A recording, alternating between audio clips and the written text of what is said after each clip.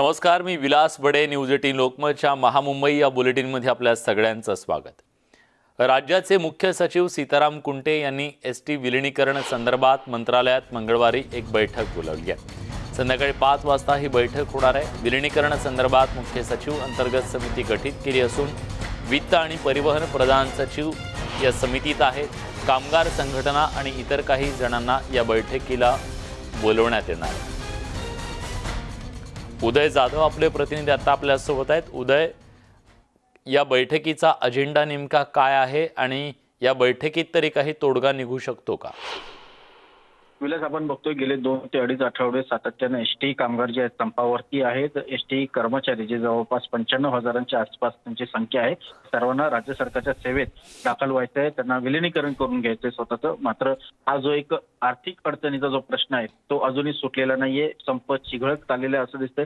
Court यावरती आता निर्णय काय देते याकडे सगळ्यांचं लक्ष लागलेलं आहे. मात्र त्याचबरोबर राज्याचं प्रशासन जे आहे ते देखील वाटाघाटी करताना एकीकडे आपल्याला पाहायला मिळते. राज्याचे मुख्य सचिव सीताराम कुंटे यांनी उद्या संध्याकाळी 5 वाजता मंत्रालयामध्ये एक विशेष बैठक आयोजित केलेली आहे. या बैठकीला संपकरी एसटी कर्मचारी संघटनाचे जे प्रतिनिधी आहेत त्यांचं शिष्टमंडळ देखील येऊन तिथे उपस्थित असणार आहे. ते देखील या बैठकीत सहभागी होणार आहे. त्यांच्या काय मागण्या आहेत, त्यांच्या मागण्यांमधून कसा मार्ग काढता येईल याबद्दल चर्चा होणार आहे. आणि या सगळ्या चर्चेच्या वेळेला तिथे वित्त विभागाचे देखील वरिष्ठ अधिकारी उपस्थित असणार आहे. कारण सर्व प्रश्न जो आहे महत्वाचा तो म्हणजे आर्थिक तरतुदींचा असणार आहे. कारण सध्या जे काही एसटी महामंडळाचं बजेट आहे त्या बजेटच्या पेक्षाही दुपटीने अधिक खर्च जो आहे तो येणार आहे जर का एसटी कर्मचाऱ्यांचं विलिनीकरण केलं तर.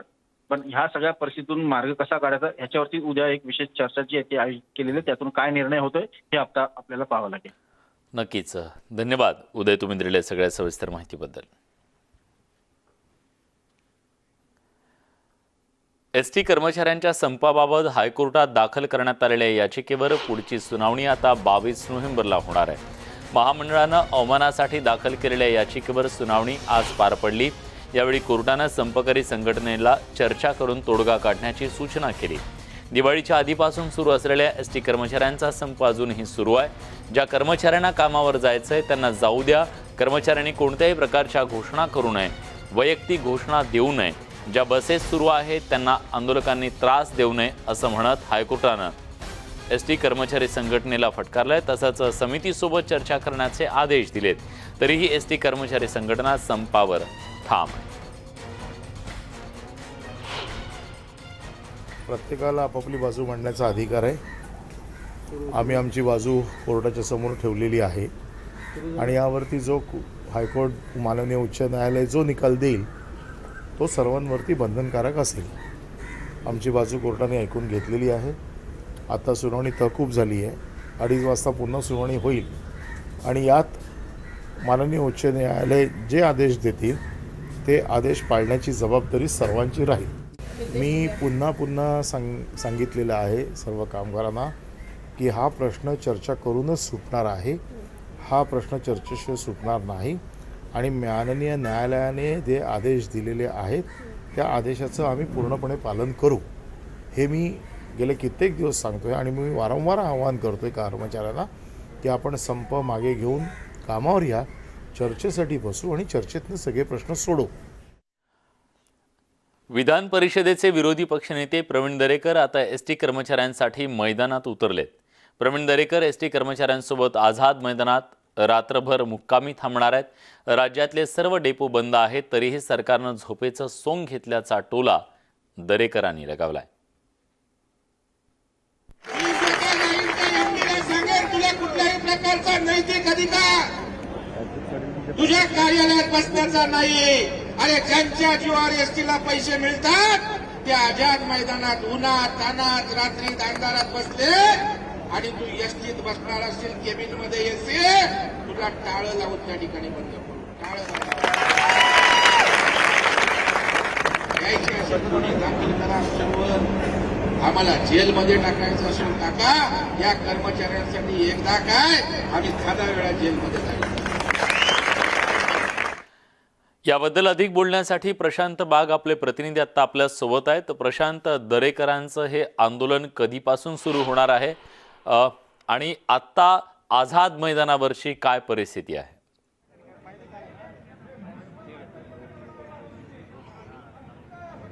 विलास, खरं तर आझाद मैदानावर गेल्या 2-3 दिवसावरी सुद्धा दरेकर या ठिकाणी उपस्थित होते. आणखीन आझाद मैदानावर आत्ता आपण काय परिस्थिती दाखवूया. सगळे एसटी कामगार आपण बघतोय की कसे अत्यंत शांतपणे बसतात. या ठिकाणी भजन, कीर्तन, गोंधळ याचा कार्यक्रम सुरू आहे. आणि विशेष म्हणजे की संत साहित्य, अध्यात्म याचा जो सुंदर मिलाप सुरांच्या आणखीन तालवाद्याच्या सहाय्यानं हे जे सगळे सादर करताय, हे कोणतेही बाहेरून आलेले कीर्तनकार नाही, तर एसटी विभागातीलच कर्मचारी आहे. कोणी चालक आहे तर कोणी वाहक आहे. आणि आपण बघतोय की अत्यंत व्यवस्थितरित्या रात्री सुद्धा या ठिकाणी मुक्काम करण्याच्या तयारीमध्ये असलेले सगळे कर्मचारी आपल्याला दिसतात. आणि हेच आपल्याला सगळ्यात महत्वाचं वाटतं. महाराष्ट्राच्या वेगवेगळ्या कानाकोपऱ्यातनं अजूनही बरेच कर्मचारी या ठिकाणी आलेले आहेत. आणखीन ते आजही या आंदोलनाच्या पवित्र्यामध्ये तसेच ठाम आहेत. आज हायकोर्टामध्ये सुनावणी झाली. हायकोर्टाने सुद्धा काही डायरेक्शन्स दिले की ज्या कोणाला कामावर जायचं असेल तो कामावर जाऊ शकतोय. तरीही तुमची भूमिका काय? आमची भूमिका विलिनीकरण ही एकच आहे. कामगारांना दुसरं काही इथं अपेक्षित नाही आहे. राज्य शासन जर म्हणतंय आता की तुम्हाला शासकीय वेतना भत्ते तुम्हाला सर्व देतो, तर मग राज्य शासनात घ्यायला त्यांना हरकत काय? आम्हाला जर पुढच्या महिन्याच्या पगाराची शाश्वती आत्ता नसेल तर तुम्ही भले आमचा पगार आता 50,000 केला तरी त्याचा आम्हाला उपयोग नाही. आता आमची अपेक्षा एकच आहे की आम्हाला पुढच्या पगाराची आमची शाश्वती असावी. तुमचा अत्यंत महत्वाचा मुद्दा तुम्ही बोलताना मांडला की आम्हाला जर का पुढच्या पगाराची शाश्वती नसेल, म्हणजे पगार कधीच वेळेवर तुम्हाला मिळत नाही, ही सुद्धा विलिनीकरणासाठी पहिली आग्रही मागणी. पहिले आग्रही मागणी. त्याच्यामुळे हे राज्य शासनाने एसटीला विलिनीकरण केलंच पाहिजे राज्य शासनामध्ये. कारण का आमचा पगार वेळेत होत नाही आणि प्रत्येक वेळेला पगार मागावा लागतात, तेव्हा आमचे पगार होता 2-2, 3-3 महिने पगार होत नाही. त्याच्यामुळे हे शासनाने दखल घेऊन एसटी महामंडळ हे राज्य शासनात विलीन करावं, हे आमची मागणी आहे. नक्कीच, म्हणजे तुमचे पगार वेळेवर होत नाही म्हणून सरकारमध्ये यावं. पण त्याचबरोबर ड्युटीचे गोंधळ सुद्धा असतात. म्हणजे कामावर आले, दिवसभर कामासाठी थांबले, यापुढे थोडंसं, आणि जर का तुम्हाला काम नाही मिळालं तर खाडा लागतो. होय, आता अशी अवस्था आहे की काम करून आम्हाला 7 तारखेला भीक मागावी लागते. म्हणजे काम करून भीक मागायची अशी परिस्थिती आहे. मग त्याच्यापेक्षा आम्हाला तुम्ही शासनात विलीन करून घ्या, नेहमीच कायमचाच प्रश्न मिटेल. तर आमच्याकडून काम करून घेताना तुम्ही शासकीय कर्मचारी किंवा अत्यावश्यक सेवेतले कर्मचारी म्हणून काम करून घेताय आणि पगाराच्या वेळेला आम्हाला भीक मागायची वेळ आणताय. हो, पण त्याचबरोबर जर कोणत्या दंडाची आकारणी जर का केली गेली तर ती सुद्धा दंडाची आकारणी अवाजवी असते. काही जण म्हणतात की आम्हाला पगार 11,000 आणखी दंड 10,000 लागतोय. हा कोणत्या प्रकारचा दंड आहे? दंड तर भरपूर, म्हणजे दंडाचा म्हणजे 100 पट, 500 पट, 300 पट. मागे परिपत्रक काढलं होतं एसटी महामंडळाने. त्या 5 रुपयाचं तिकीट जर ही झालं असेल तर त्याला 100 पट, नंतर 200 पट, नंतर 500 पट असा दंड आकारलेला होता एसटी महामंडळाने. नाही, काय काय काय काय हे असा आहे प्रकार की जर एखाद्या व्यक्तीनं तिकीट नाही काढलं तर आमच्या इथं दंडाचा असा आहे की त्या व्यक्तीला 100 रुपये दंड करून सोडून दिलं जाते. पण तो जो वाहक आहे, जो एका गाडीतून आरटीओ नियमन सोडून, आरटीओचा नियम 44+11 असताना आमच्या गाडीमध्ये शाळेच्या मुलांसहित आम्ही 100 प्रवासी नेतोय, आरटीओ नियम डावलून नेतोय. तरी तसं देखील असताना 100 माणसात जर एखादा प्रवासी तिकीट काढायचा राहिला तर त्या वाहकाला 100 ते 500 पटीच्या प्रमाणात दंड केला जातो. आणि हा नुसता दंडच नाही आहे, तर त्यामध्ये जर असे 2-3 प्रकार सलग सापडले तर त्या 3 प्रकारानंतर त्या वाहकाची मोगलाई पद्धतीनं इतर विभागामध्ये, इतर जिल्ह्यामध्ये गुन्हा म्हणून बदली केली जाते. हे घातक आहे. खरं आपण बघतोय की विलास, की एसटी महामंडळाचा कर्मचारी म्हणून जर का एखाद्या कर्मचाऱ्याने सेवेत उपस्थिती दिली असेल तर कागदोपत्राचा आधार जर का बघितला तर त्या कर्मचाऱ्याला शासनामध्ये विलिनीकरण ही मागणी करण्याचा अधिकारच नाहीये. पण तरी हे विलिनीकरणाची मागणी का करताय की पगार कधीच वेळेवर मिळत नाही, अवाजवी पद्धतीनं दंडाची आकारणी केली जाते. या सगळ्या गोष्टींची शाश्वती त्यांना आजपर्यंत कधी मिळालीच नाहीये. ड्युटीची नाईलाजानं अखेर सरकारी सेवेमध्ये विलिनीकरण करा या मागणीवर एसटी कर्मचारी अजूनही ठाम आहे. नक्कीच सरकारी कर्मचारी व्हावं आपण असं त्यांना वाटतंय आणि म्हणूनच त्यांचं हे आंदोलन आहे सरकारमध्ये एसटीला विलिनीकरण करण्यासाठी म्हणून. पण यावर तोडगा सध्या तरी काही निघालेला दिसत नाहीये. पण तुम्ही सोबत राहाच. आणखीन एका महत्त्वाच्या बातमीवर तुमच्याकडून माहिती जाणून घ्यायची आहे. प्रशांत, मुख्यमंत्री कार्यालय आणि वर्षा निवासस्थानात पुन्हा एकदा कोरोनाचा शिरकाव झालाय. मुख्यमंत्री उद्धव ठाकरे यांचे विशेष कार्यकारी अधिकारी सुधीर नाईक यांना कोरोनाचा संसर्ग झालाय. त्यांना पुढील उपचारांसाठी मुंबई सेंट्रल येथील वॉकहार्ट रुग्णालयामध्ये दाखल करण्यात आलंय. त्यासाठी खबरदारीची उपाययोजना म्हणून मुख्यमंत्री कार्यालय आणि वर्षा निवासस्थानातील सर्व कर्मचारी अधिकारी यांची तात्काळ कोरोनाची तपासणी करण्यात आली आहे. ठाकरे कुटुंबातील सर्व सदस्यांची आधीच काळजी घेण्यात येते. मुख्यमंत्री कार्यालय आणि वर्षा निवासस्थानाचं सॅनिटायझेशन करण्यात आलं.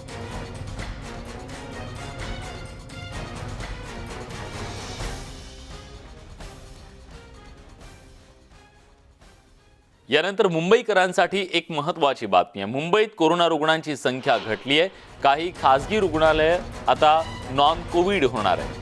पालिकेसोबतच्या बैठकीत हा निर्णय घेण्यात आलेला आहे. नॉन कोविड सेवा पूर्ववत करण्याचा निर्णय घेण्यात आला आहे. मुंबईत कोरोना रुग्णांची स्थिती नियंत्रणात आल्याच्या नंतर खासगी रुग्णालयातील अनेक खाटा रिकाम्या राहत आहेत आणि कोरोना रुग्णांची संख्या घटल्याच्या नंतर आता ही परिस्थिती निर्माण झालेली आहे. 15,582 पैकी 14,326 खाटा या रिकाम्या आहेत.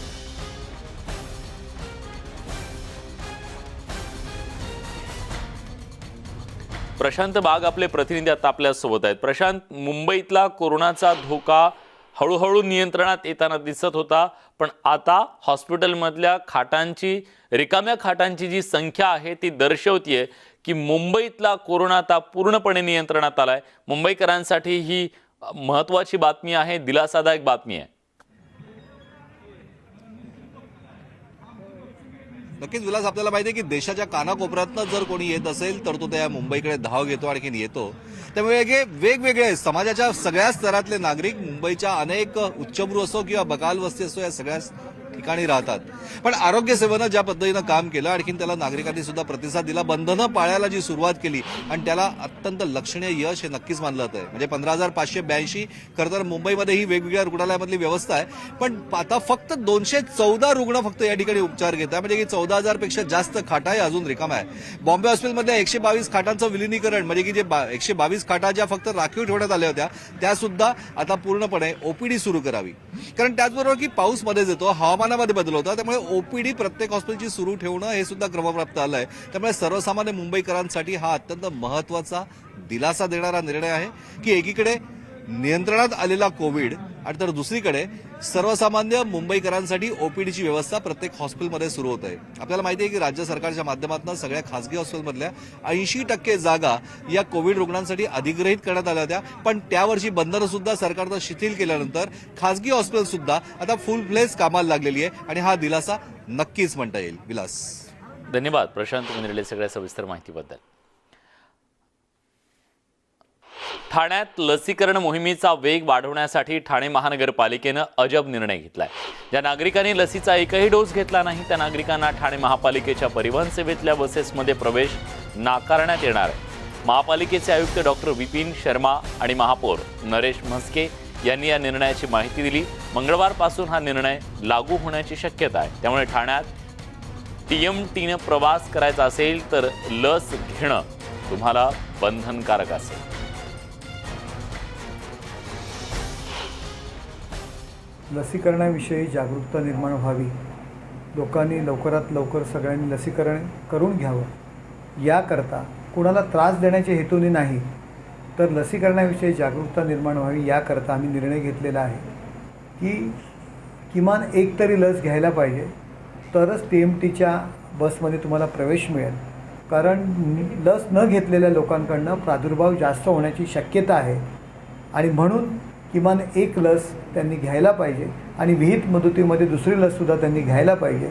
आणि जर आपण एक पण लस घेतली नसेल आणि विहित मुदतीमध्ये दुसरी लस घेतली नसेल तर तुम्हाला TMTमध्ये आम्ही प्रवेश रोखणार आहे. आमची मुंबई राहणारा डोंबिवली, पण ॲक्च्युली असं आहे की ज्यांनी फर्स्ट डोस म्हणजे घेतला आहे पण सेकंड डोस घेतला नाही आहे, तर प्रत्येकाने आवश्यक आहे की सेकंड डोस कारण की गव्हर्नमेंटने करून दिलेलं आहे. पण हे करणं म्हणजे लोकांसाठी हे करणं ते तातडीचं चुकीचं आहे. कारण की सर्व लोकांना जॉबला जायचं आहे, सगळ्यांना जबाबदारी आहे, फॅमिलीचे, माझे कुटुंब माझी जबाबदारी आहे, तर त्यांना तुम्ही थोडंसं प्राधान्य द्यायला पाहिजे. माझं म्हणणं हेच आहे की पूर्ण म्हणजे सगळ्यांना ती सुखसुविधा भेटायला पाहिजे. निर्णय घेतलेला आहे तो काही कारणाने त्यांचा योग्य पण असेल, कारण काही याच्यात कारण कुठेकडे त्यांचे पण काही असो अभ्यास असतो, काही असतो, असं असतं ना की असं, आणि त्याच्यात दुसऱ्या लोकांना त्रास होऊ नये असं असतो. पण शक्यतो तरी त्यांनी पब्लिक आता इतका एवढा वैतागलेला आहे तर त्यांच्यासाठी पण काहीतरी केलं पाहिजे. कुठे लवकरात लवकर डोस उपलब्ध करून देणं, कोण नाही तर घरोघरी जाऊन देणं, हे पण त्यांनी प्रक्रिया लावलं. अजून काय या प्रक्रिया काय तशा राबवलेल्या दिसत नाही आहे. धंधे पे नहीं जाएगा तो मेरा बच्चा खाएगा क्या, भूखा मरेगा? ऐसा राज चलता है क्या हिंदुस्तान का? कौन ये बोलता है कि TMC बंद कर दो बंद कर दो? और बोलता है कि ये क्या है, कोरोना है। मैं 4 साल से धंधा कर रहा है ऐसे ही बिंदास, कोई मास्क नहीं लगाया, कुछ नहीं लगाया। कोरोना है किधर? अगर कोरोना है तो उसके लिए कुछ करो ना आप लोग। एक आदमी अगर ये टिकट नहीं लेगा, वो नहीं लेगा, ट्रेन में नहीं जाएगा। अभी 1 घंटे से आके मैं इधर खड़ा है। अभी यही मैं ट्रेन से चले जाता तो अभी मैं बम्बई पहुंच जाता ना। कोरोनाला प्रतिबंध घालण्यासाठी लसीकरण करून घ्यावं असं आवाहन राज्य आणि केंद्र सरकारकडून केलं जाते। मुंबईसह राज्यातल्या अनेक जिल्ह्यातल्या नागरिकांनी कोरोना लसीचे डोसही घेतले। मात्र राज्यातील 7 जिल्हे कोरोनाच्या तिसऱ्या लाटेला निमंत्रण देण्याची शक्यता आहे। ठाणे, नाशिक, औरंगाबाद, जळगाव, सोलापूर, नांदेड, अहमदनगर या जिल्ह्यात लसीकरण न झालेले सर्वाधिक नागरिक आहेत। लसीकरण न झालेले 42% नागरिक या 7 जिल्ह्यात आहेत। या 7 जिल्ह्यामध्ये 18 वर्षावरील जवळपास 9 कोटी नागरिक आहेत। त्यातील 6 कोटी 90 लाख नागरिकांनी लसीचा पहिला डोस घेतलाय, तर पहिला डोस घेतलेल्यांपैकी 2 कोटी 23 लाख नागरिकांनी अजून कोरोना लसीचा दुसरा डोस घेतलेला नाहीये। लसीकरणाबाबत नागरिकांचा हा हलगर्जीपणा भारी पडू शकतो, कोरोनाच्या तिसऱ्या लाटेला आमंत्रण देणारा ठरू शकतो।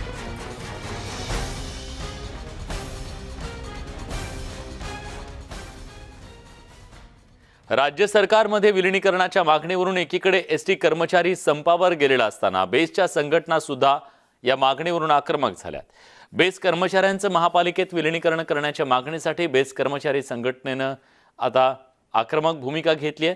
बेस्ट महानगरपालिकेत विलीकरण करण्याची बेस्ट समिती आणि पालिका सभागृहानं एकमतानं ठराव मंजूर करून तो राज्य सरकारकडे पाठवला।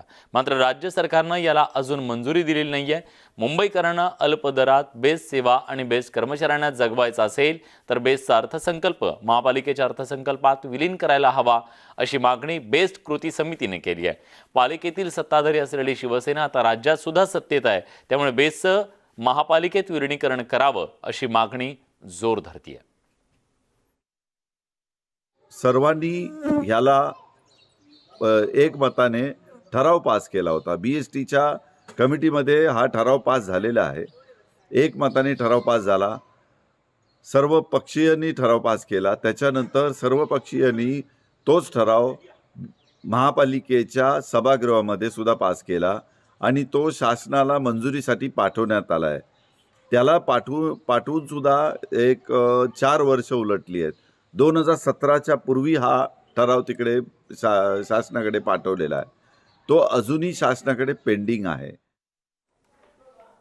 मुंबईकर जनतेला अल्पदरामध्ये सदैव जर मिळायची असेल आणि बीएसटीचा कष्टकरी कामगार जगवायचा असेल तर बीएसटीचा अर्थसंकल्प महानगरपालिकेच्या अर्थसंकल्पात विलीन होणं फार गरजेचं आहे।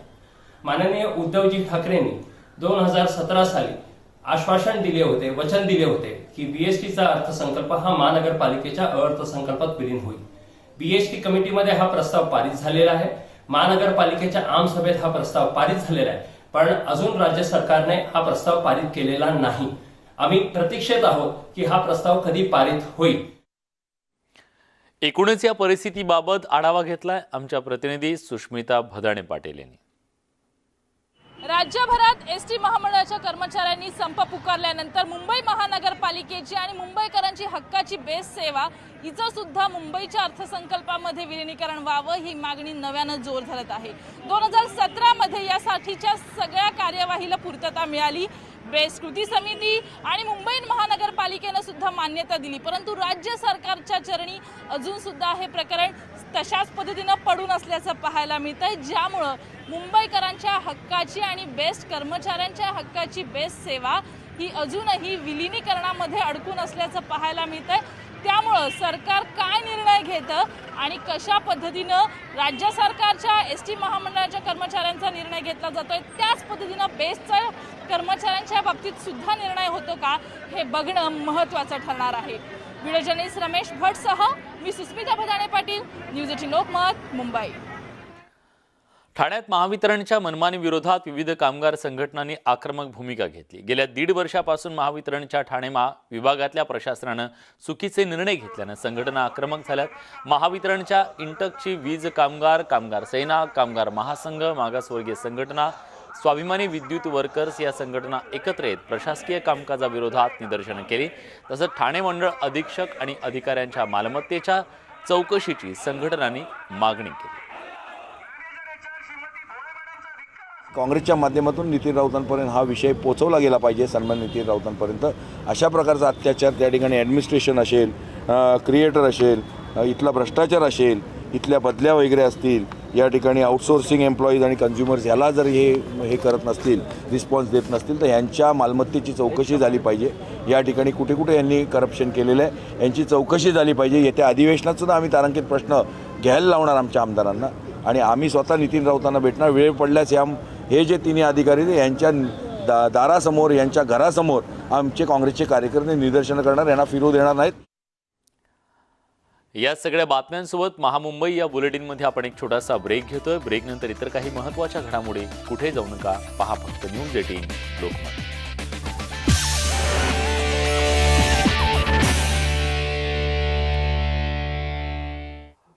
ब्रेकनंतर बातमी आहे अग्नितांडवाची.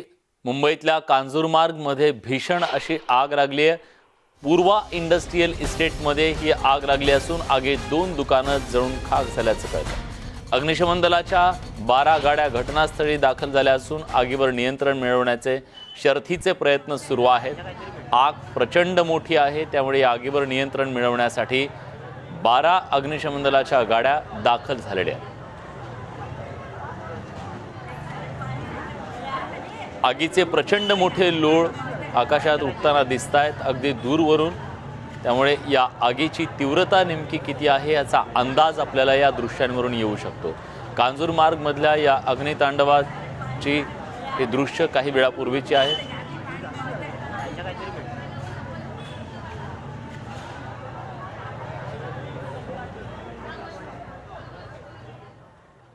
आणि आता वेळ झाली आहे न्यूज 18 लोकमतच्या आजच्या प्रश्नाच्या निकालाची. आम्ही कू ॲपवर धार्मिक स्थळांना जोडणाऱ्या रेल्वे गाड्या शाकाहारी करण्याचा निर्णय योग्य आहे का, हा प्रश्न विचारला, ज्यात 80% लोकांनी हो असं म्हणत योग्य आहे असं उत्तर दिलंय.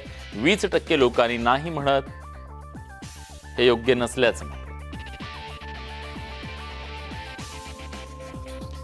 यासोबत या बुलेटिनमध्ये आपण इथेच थांबतोय. ताज्या घडामोडींसाठी बघत रहा न्यूज 18 लोकमत.